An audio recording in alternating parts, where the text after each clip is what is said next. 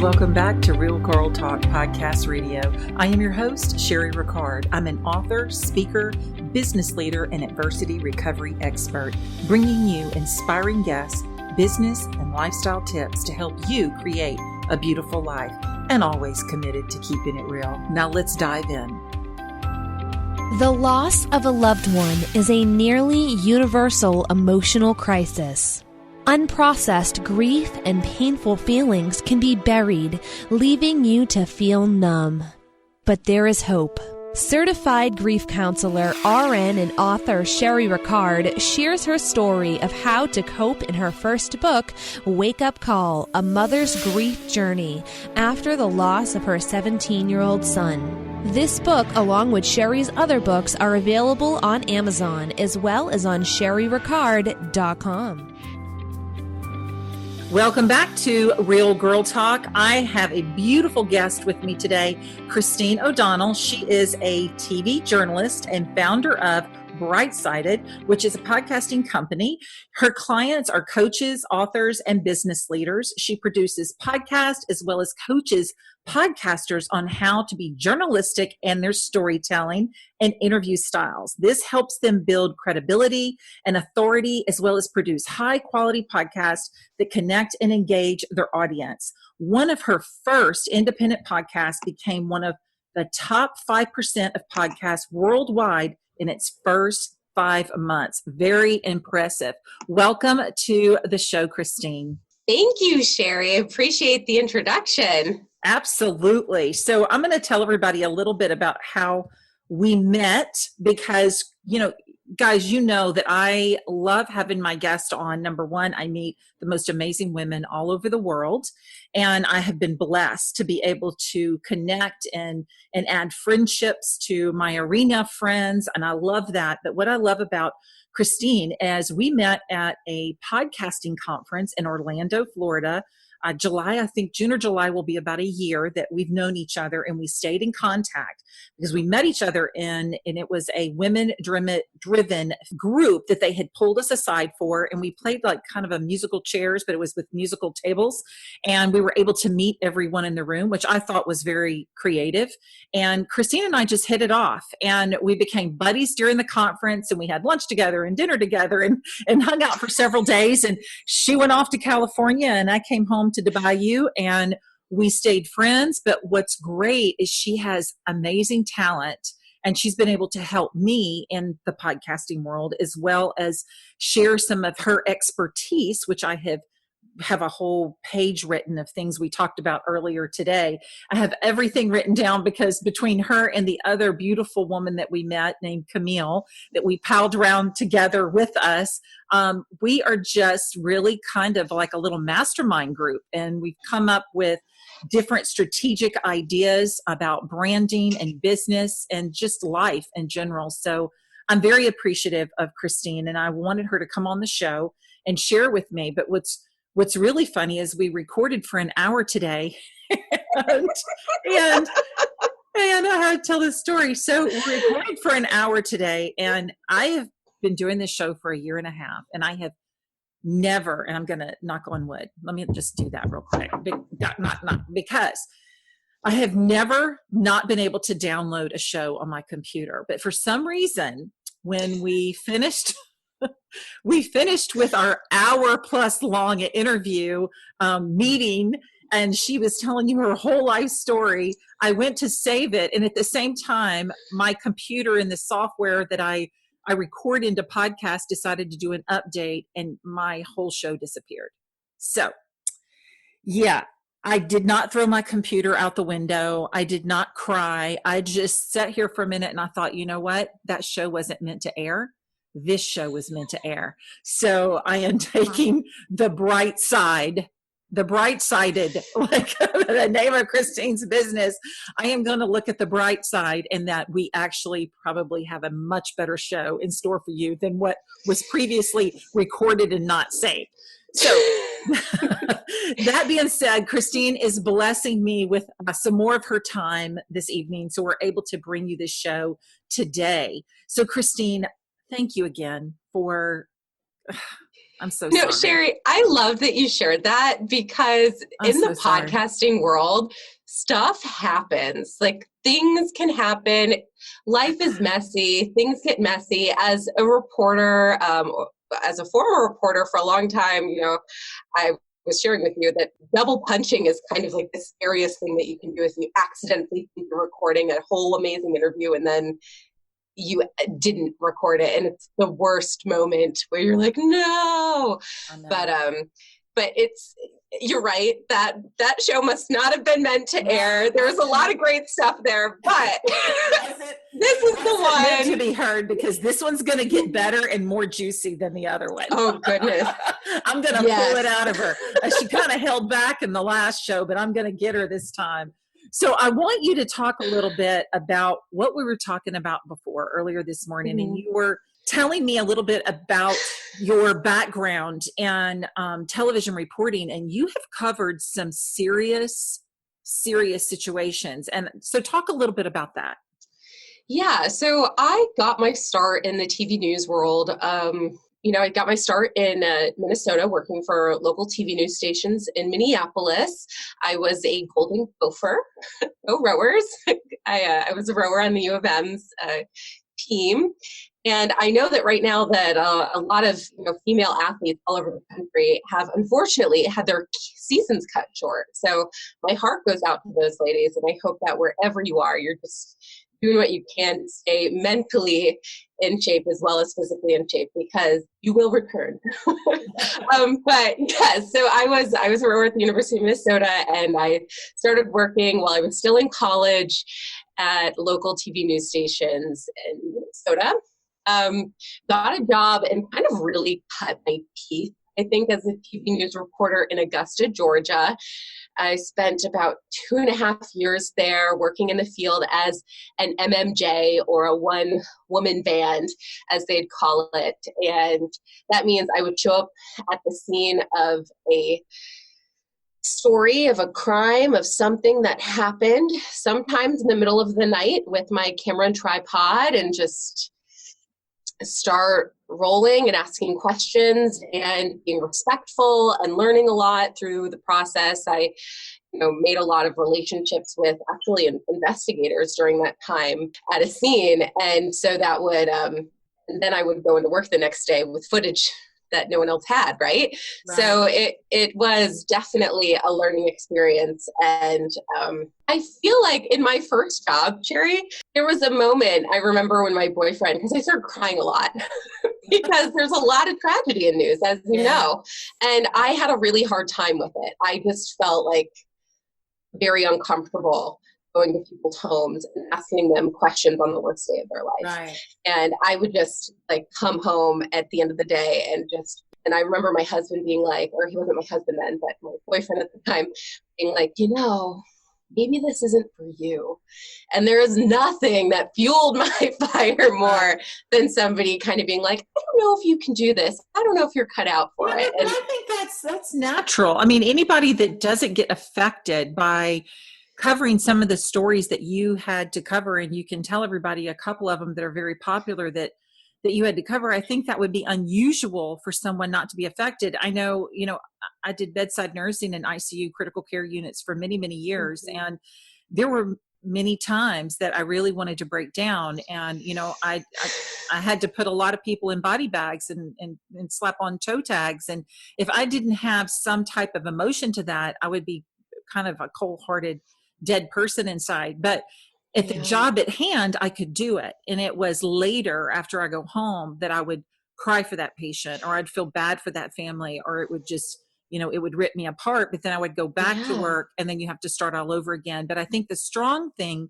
is that you hold up and you do your job. But I think the normal thing is that you do your breakdown and it affects you later. I think that would just be the norm. Well, it was the norm for me. And my husband was also a TV news reporter, actually at the same station. So we had the same job. And so it was kind of crazy how it affected us both differently. Yeah. And of course, it's weird when he's my boyfriend and also my coworker, and we knew each other before we started that job. I just wanted to share. We've been together for a long time. But yeah, so while I was in Augusta, Georgia, I found myself like at crime scenes as they were happening. I remember calling 911 after a shooting happened as I was filming, and having to duck behind a building with another family that I was interviewing. Wow. There were times when I was chased off someone's property with a bat because they didn't want to talk to me. And I mean, that's their right to not want me on their property, but it was definitely a very scary situation. From Georgia, I went to New York and was working in Albany. And from Albany, I was actually dispatched on a lot of really huge stories that your audience probably is aware of. For example, I was there to cover the Boston Marathon bombings and when they made that arrest. Then I was there when, unfortunately, I was one of the first reporters to go out and cover Sandy Hook. And then I came out to Los Angeles and I covered, there was an attacks up in Santa Barbara, and then there were attacks in San Bernardino. And so there's a lot of stories that I'm sure your audience has heard because they've all made national news. And I did, in some situations, cover these stories on the national stage for national news programs. So seen a lot, been a lot of places, and there are stories that definitely still stay with me, interviews, moments, memories that I've shared with people on really rough days in their lives that Absolutely. they'll just kind of remain a part of my story as I move through life. Well, and I know that just being a TV reporter that was your life. I mean, that was it. That's all you cared about. That's all you wanted to do. We've talked about that. And yeah. I want you to share a little bit about, because guys, I'm just going to let you know that she no longer does television reporting, and she's going to tell you a little bit about the story, and it's probably going to make you mad, and it's going to fuel some of you women out there when she tells you this story. But I want you to share with everyone why you are no longer a TV reporter. Today's podcast is sponsored by Brightsided. Have you been planning to start a podcast and you're struggling to get started? Does figuring out the techie stuff overwhelm you? Or are you just worried that you will get started and no one will even listen? I feel you. It can be very overwhelming, but it doesn't have to be. Not only can you launch a professional, purposeful podcast, you can cut out the guesswork and start planning for profit right away by working with an award-winning journalist and proven podcast coach like Christine O'Donnell. Through her 12-week customized program, you will learn award-winning storytelling skills and journalism techniques.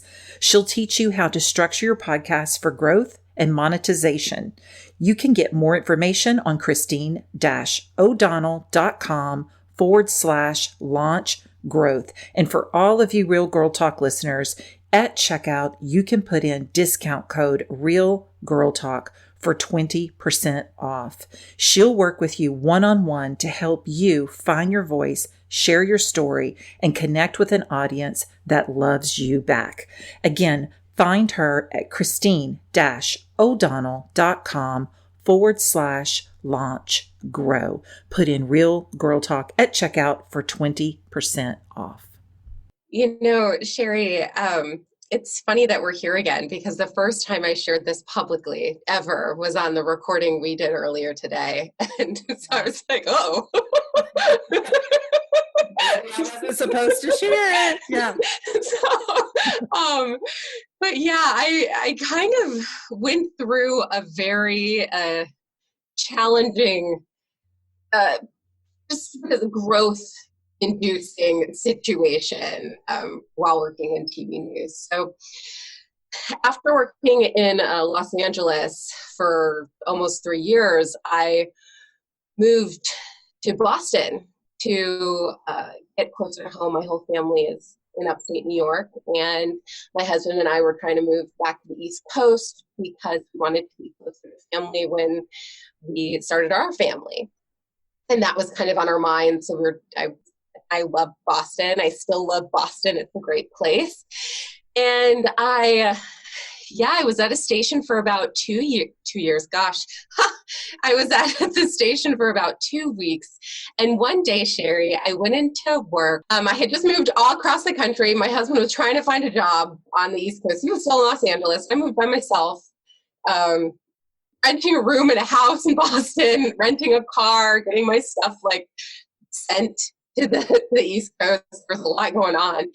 And I'd been at the station 2 weeks and went into work 8 hours early one day. The thing is, I was the morning shift, and as a newer reporter at the station, what they do is they put an app on your phone, at least at that station. Not all stations do that, but so that way if they make a change in your schedule, there's some like last minute thing, they make a change in the app and you get an alert on your phone like, oh, okay, this is what time I have to come in now. Well, they had done that, but because I was still so new, the app wasn't configured on my phone. So they hadn't called me. I didn't know. I came in. It was 8 hours early. They asked me to come back later. So being there at the morning shift, that meant I was in around, I can't remember, it's either 2 or 2:30 in the morning. And so I had done my hair, I had done my makeup. And if you've ever done your hair and makeup, you know it takes time, especially in the middle of the night. So I was like, oh gosh, well, I don't want to mess this up because it took me some time to get it this good. So I remember just kind of going back to where I was staying and laying down in the bed and trying not to move so I didn't mess up my makeup or my hair. And then I woke up at like 7:30 in the morning and I had moved and my hair was a mess and my makeup was a mess. And I just thought, this is funny. You know, I tried really hard to start the Monday off good, like on the right foot. And I just like, it's been a day and it's only 7:30. And I was like, you know what, maybe other people in the world will relate to this today. Maybe they're having a rough Monday morning. So I decided to do like a little Instagram story where I joked about what I had done that day and made fun of myself, and then went to work and had my day. It was a great day. Then I had a couple more days at work, had to go on, and it was my weekend. And while I was back home, actually had driven home and was spending time at the mall with a friend of mine who was pregnant and wanted a Cinnabon. we were at the mall and I get a call, actually first from my agent and then from my news director. And they're like, your video's gone viral. I'm like, what video? And they're like, oh, it's everywhere. And I'm trying to think of what video I've done that it could like somehow go viral.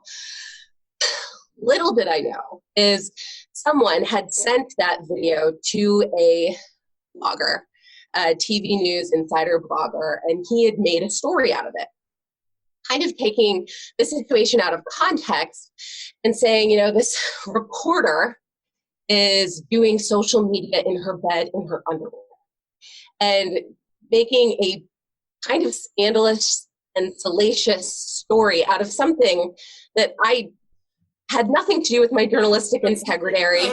So you did an Instagram, you did an Instagram story making fun of the way of you got your time messed up, yes, and this is what you look like in the morning. Yes. There was no picture or video of you in your underwear. It was a video of me. It was like a video. It was just a video of my face. Of your face, but he added all this extra in your underwear and making it a sexual, scandalous story. Yes. Okay. All right. I gotcha. All right. And that was not my intent. I really just was trying to joke about myself, and being someone who had just been reporting in Los Angeles, we were encouraged to put these kind of things on social media. And one of the reasons they said they hired me at that station was because they liked what I was doing with social media and they wanted to do more of that at their station. So I just thought I was doing my thing and was trying to connect with people and be like, hey, if you're having a rough Monday, I feel you. This is what happened to me. Sorry. Nothing wrong with that. Yeah, like I just didn't think it was a very big deal. But apparently it was very salacious, very scandalous, and I was fired in the mall that day. And I just remember being destroyed. I just fell apart, dropped to the ground. I think I blacked out. I don't remember. I don't even know how my friend got me home that day. Wow. I was very distraught, and I couldn't believe that this little thing that I had done could cost me my job and possibly my journalistic career that I had spent a really large portion of my life building and working on. And I just couldn't believe that this one little thing could have been taken out of context so much so that it would cause the higher ups at my station to fire me over it. Where did you go? I mean, what was your mindset? I'm coming out, like I told you, I'm a fighter. I would be coming out guns a-blazing for the guy that wrote the article, for the person that fired me, which they hired me for the same reason why they fired me. Like, what did you do at that point? I think, first, I really was destroyed. Like, I was sobbing. I was so upset. I can't even remember what happened. And then my next instinct was anger. Like, I was really mad. I could not believe it. It made no sense to me. And my instinct was to fight back and to stand up for myself. I wrote a statement. I reached out to my agent and was like, hey, I think I want to put this out there. And he had said, I don't know if really that's the best idea, because if you put this out there, then you feed the media machine. And this was already a thing. The guy had done the story, then did a follow-up story, and then did a follow-up story. Like, he had done a story, this blogger that he had got, he was like, yeah, and I got her fired. I don't know if that's exactly what he said. Dude, are you bragging? This is my life. He was bragging. That's exactly what he was doing. He was thriving. So, he was thriving on your tragedy is what was happening. Yeah. And he had actually saved the video and reposted it after I had taken it down. So it had become it just had become a thing. And I was just, I couldn't believe it. I think I was just in shock for a few days. I wanted to fight back. I thought about it, talked to my agent and some other people, and they were like, if you fight back this is what could happen. You could become less desirable as a hire because now you're not as easily controlled. Like, people might not want to hire somebody who's going to fight management on something. Fighter, and do we want to have that at our station? Right. And so this reminds me a lot of the Gretchen Carlson and the Megyn Kelly and the movie Bombshell. I told you I watched that with my family the other night, and I really didn't understand the whole story because you get different versions from the media until I read some of Megyn Kelly's book, and then I watched that show, and that's exactly where they were. They knew if they fought the big networking, just mafia of a conglomerate is basically what it is. And they knew if they fought that, their news anchor journalist career as they knew it then would be over forever. And they chose to speak out. And so what did you choose to do? I didn't speak out. I didn't release my statement. I didn't say anything. I had, friends coming out of the woodwork who were like, hey, you should sue these people and I'll help you do it. And I was just kind of like, oh, I don't want to be known for this. I want to just move past it. People were saying horrible things about me on different radio stations across the country, or tweeting horrible things about me. I couldn't believe how big this little thing became. But that's what happens, I guess, with news sometimes. And I had never meant to be the news as a TV news reporter. So it just, as I had shared before, it kind of shook me, and it shook me for a long time.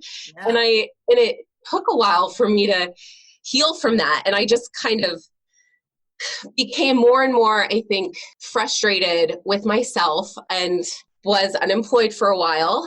Ended up being hired by a marketing company. And I was like, well, maybe I'm supposed to try something new. I thankfully, while I was there, met this wonderful group of women who we kind of had some crazy tasks, but we came together and we just kind of saw value in each other, and we worked really hard together, and they healed me. I swear, I was a broken person at that point, and they saw the value in me, and they just made me see it too. And it took a while because I went to therapy. There was a lot that I had to do to just kind of be like, okay with what had happened to me, because my life had taken this like serious shift that I was just not expecting it to take.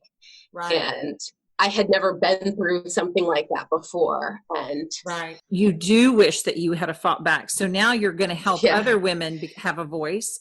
And we are going to let everybody know how you can take such a horrible adversity and pain and tragedy and basically just lost your self-identity at that point, because this blogger person and just stripped it away from you in order to create this news for themselves and be able to thrive for themselves. And that's unfortunate that you're using that right now to a completely different avenue. Tell everyone what you're doing now, that because of what happened to you, how that's fueling you to be able to continue working in kind of the same type of industry, but a little bit different. While working in the marketing world, I found myself podcasting and creating podcasts on behalf of other people. And somehow now, using my journalistic skills and everything that I had learned, building these really amazing pieces on behalf of other people that just started, topping the charts. And I was like, wow, I'm storytelling again. And this is really amazing. And it's impacting people's lives. And granted, I'm not the one in front of the camera, in front of the mic right now. I'm helping other people figure out how to master their own story in a way that pushes them forward and in a way that grows their brand or their business or helps them become a New York Times bestseller. Like, there are so many things that I was like, okay, I can do this really well for other people. And I really enjoy watching them step into their own and become a better version of themselves, because now they're seeing how amazing they are and how much their story means to other people. I don't know, it's like, that's one of the things that like helped me feel really good about myself again, is seeing how much I could help other people. And so, and something also that frustrated me, and you just brought it up, I was really angry. I was really upset, and then I was really angry. And at first, my anger was directed at that blogger, then it was directed at my news director, and then it was directed at the general manager. And then I was like, wait a second, I'm really angry at myself for not speaking up for myself. Right. I never defended myself. I listened to every other person who was like, oh no, don't, because this. And the because this is a really big thing. But I also kind of stripped away even more parts of myself, and I almost allowed it to happen because I didn't speak up for myself. You were going to lose that part of your identity, but in fact, you lost it anyway. Yeah, I did. And then I found a whole other part of myself, Amazing. A part of myself where I was like, wait a second, if I hadn't experienced this, then I wouldn't know that I can keep moving forward. Right. I can keep taking one step in front of another step, and I can still meet amazing people, and I can still bring value to the world. And that is so important, right? I think when we all figure out that we can bring value to the world in some way, then it's just so wonderful. And it may not be the way you originally thought your whole life. It might be something completely else, and you just didn't know it. And then something happens, and maybe it seems like the worst thing, but maybe it's one thing that will just push you to do the other thing. Right. That all makes sense. It does make sense because the Bible even tells us that what's meant for our harm, God uses for our greater good. Now you're using all of those tragedies and all of those adversities and pains that you went through for so long, and you're using it now for the greater good. So tell everybody what you're doing now. I started a company about a year and a half, maybe 2 years ago. Gosh, I should know the date. I started, it started as just kind of, maybe it's pregnant. I'm very pregnant, everyone. I also am running out of breath continuously. It's the pregnancy. Started my own company, and it started out as pretty much a production company. And I started producing podcasts for other people in the way that I had been creating journalistic content for years. And it became very referral based. One person would be like, oh, hey, check out Christine. Oh, check out Christine. And I was like, wow, like this is amazing that people are asking for my help. And we had a lot of fun and created a lot of great content. And I learned even more about the podcasting space and the podcasting industry.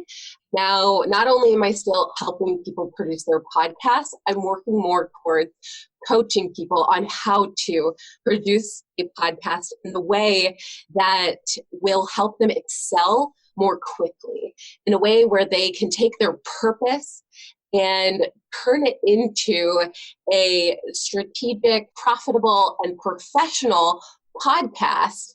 So they don't spend so long Googling this or Googling that or making this choice when they should have made that choice. I'm sharing my structure and the methods that I have used to teach other people how to do it the right way, and so that they excel faster and see a real change in their life and their brand and their business. Yeah, I'm a true believer, that if you don't know how to do something and you want to do it, find somebody that's already succeeded in it. Find a mentor, hire a coach, whatever you need to do. If you're the smartest person in the room, get out of the room because you're in the wrong room. You should always be in a room where there's people that are more knowledgeable than you. That doesn't make you dumb. It doesn't make you weak. It doesn't make you less than. It doesn't make you inferior. It makes you smart. Because when you leave that room, you're going to have so much more knowledge on things that you didn't know before. I'm about growth and self-development and opportunity. And when you surround yourself with like-minded women that want the same as you do, and they're smart enough to put themselves in a room where they're not the smartest person in the room, they're the brightest person in the room. And that's what we had at the podcast conference. Every time I turned around, there was somebody that had 10 times more knowledge than I did. I mean, I walked in literally just a virgin to podcast. I had no clue what I was doing and just a baby rookie, And when I left there, it's amazing because I've already had 3 people on my show. No, I'm sorry, 4. You're my 4th one that I've had that was at our table that we met. So yeah, I mean, I had Damona Hoffman. If you remember, she has the podcast Dates and Mates. She was amazing. I had her on my show. I mean, I've had some really great people on my show, and I contributed to being the dumbest person in the room. Something I love so much, and something I loved about that conference, is meeting people who have this special skill that you don't have, and then working with that person to just grow. Right. And the women there and the women who I became friends with and have stayed friends with, including yourself, just have consistently pushed me to be a better person, to be a better businesswoman, to be a better podcaster. I appreciate it so much because we all are really, really good at something. And sometimes we just need a little bit of help seeing it in ourselves. And it's so easy to meet someone and they're like, whoa, I see you. I see the amazing thing in you that you've been missing. And then they tell you. And then you're like, gosh, that's the thing. They'll say, oh, I can't do that. I don't know how. I can't get started in that. I really don't know what I'm doing. I really want to write a book, but I don't know where to start. I really would love to have a podcast, but I don't know what to do. I want to invest in real estate, but I don't know what to do. Come on, people. If you don't know what to do, hire a coach that's already succeeded in what you don't know how to do. So, Christine, for those that are interested in being a guest on podcast or starting their own podcast, I know that you have a program right now that starts on Monday. And so I want everyone to know about that and have the opportunity to get registered for that. As we are all stuck at home in these uncertain times, I thought that there's no time like the present to really work with people to create something and lay a foundation for their business, or maybe take their business to the next level in a way that I haven't done. Well, I've done it for other people, but I haven't done it in this way. And what I mean is I've put together a 12-week customized program where everyone who joins will learn my award-winning storytelling skills and journalism techniques to launch a podcast. We're going to be sharing a lot of secrets about what it takes to create a lasting impression with your podcast, how to interview people to pull the story out of them so that your podcast episodes make the news.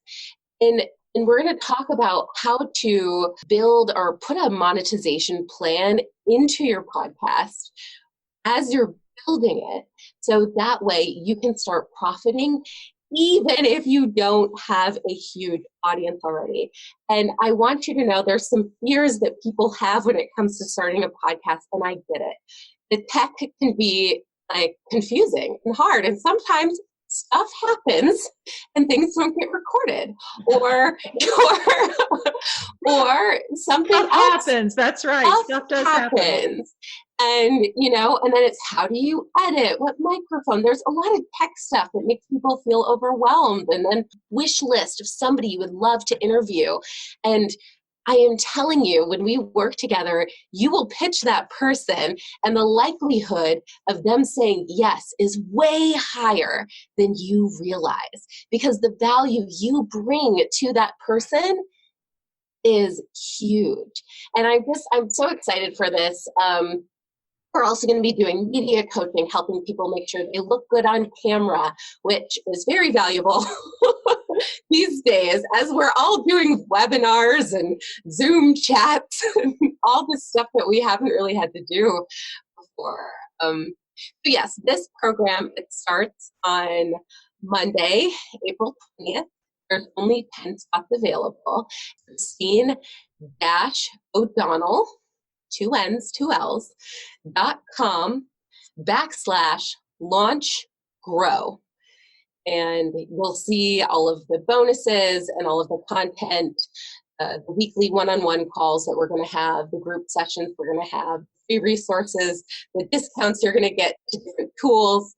And it's going to be a good time. It's going to be fun. We're going to walk through the process so you're going to know exactly what you're doing. Guys, now you know why I have Christine in my circle, because she's smart. And if I don't know how to do it, or if I need to meet someone, chances are they're in her Rolodex. So they may be way back in her Rolodex, but she'll roll it out. She's not scared. So that's why I have her in my circle, because we feed off of each other and we empower one another. And this, if you are even thinking about doing a podcast, I don't care if you've thought about it once, you need to find out what it is and what it takes to actually have a podcast, because what it can do for your products and your services and your brand as a business owner is 10 steps above those that don't have that platform as a podcast to be able to cover. So Christine, tell us again, because I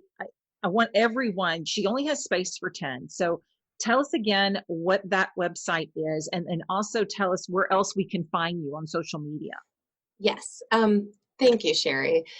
The website is Christine-O'Donnell.com/launch-grow. So Christine has a podcast. Tell everybody what your podcast is so we can go and subscribe. My podcast is called Podcast Coaching with Christine. I interview podcasting insiders who've had a lot of success, whether it's in their podcast or with one of the podcasting companies. There's a lot of different moving parts in the podcasting world, as you know, Sherry. Yeah. And I also share broadcasting strategies, all in which to help you grow your podcast. It's all completely free content. You have other podcasters on your show, because guys, if you have a brand, products or service, and you want to land on podcast shows, you can go to Christine's podcast, listen to some of the other podcasters. If you feel like you are in the same genre, or you can share to their industry, or they need to hear from your industry, then connect with them, or reach out to Christine and have her help you as that agent to find other shows that you can be on. It's not about just having your podcast, but it's about too that you can be a guest, Yeah. on other people's show. And I think that's a big, huge platform for your products and your services. It's so valuable. Just reach out to me. I can help you figure out where you should be pitching yourself and the kind of people you should talk to. You can email me directly at Christine at brightsighted, SIGHTED.com. You can also find me on social media, Instagram, Facebook, Twitter, at the Christine OB. I appreciate it. Thank you for doing this again, because I am super excited that not that you had this horrible tragedy, but that you took this tragedy and you now are using it to give other women, other people basically, but I'm speaking about women in general, but you're giving them a voice to be able to use, to be either a guest or to have their own podcast. And yeah, it's something that you regret that you'd have done differently, but now you can help people not have the same regrets as you do. So you basically are using your pain for someone else. And that's what it's all about, being born on purpose for a purpose. And maybe that wasn't your purpose. Maybe this is your purpose. And, you're passionate about it. And usually what we're good at, we're very passionate about. And you're definitely good at it. So. Thank you, Sherry. I appreciate you. I do appreciate you so much. Thank you for being on the show. Thank you, Sherry. I appreciate it so much. Remember, step out of your comfort zone. Try something you've never tried before. Reach out to Christine. Even if you have something that you're really passionate about, reach for it and do it, because there's no better time than like today to do it. When are you going to do it? You're quarantined. You're at home. Build your business. Build your brand. Start developing those products. And when this quarantine's over, go step everything that you wrote down, step it into action. Man, get it going. This is the time to do it. And until next time, I'll be praying for you. Have a blessed week.